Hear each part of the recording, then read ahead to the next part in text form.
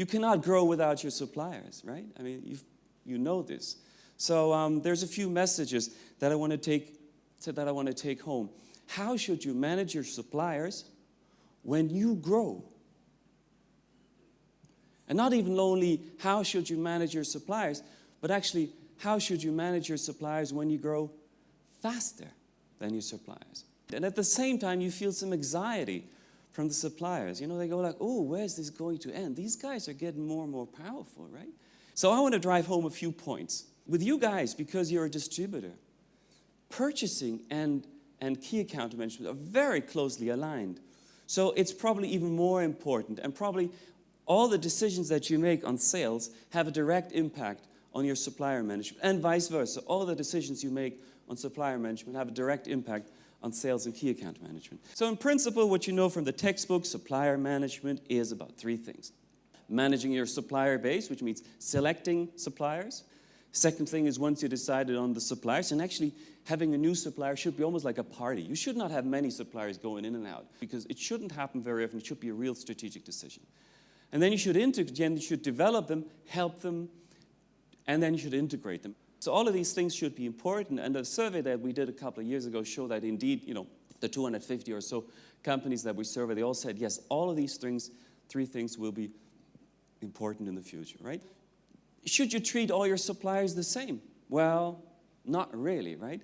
So there's ways of actually differentiating the way you should deal with your suppliers.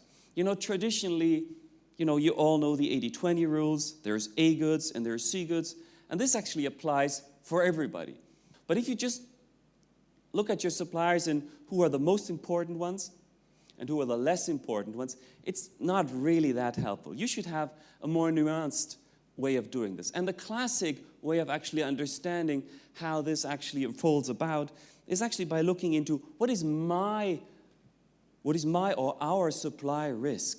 Like, is this the only guy in town from which I can buy? And you can actually come up with 4 different types of suppliers. And it's very important that when you deal with your suppliers, you actually find out where do they actually position, where are they positioned in that matrix.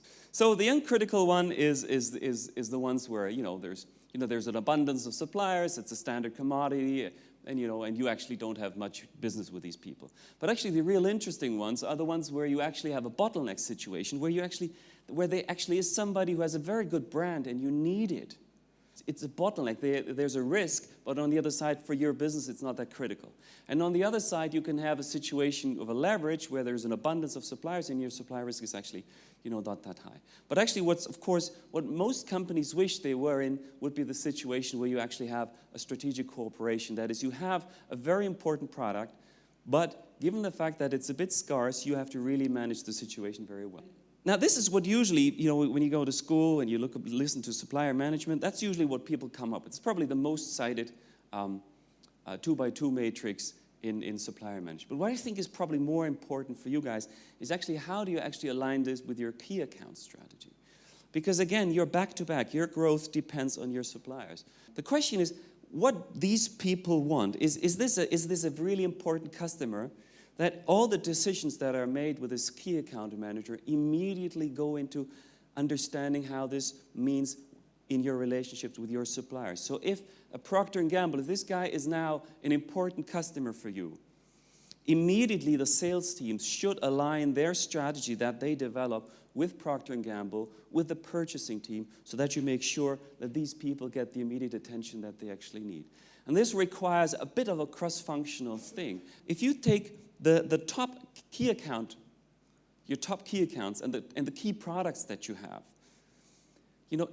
they usually, on average, if you take a rule of thumb, they're actually responsible for something like 64% of your profit. If you take a simple rule of thumb that 80% of the products make, so much of your profit and so many of your products actually add to it. And it's really important to see it like that.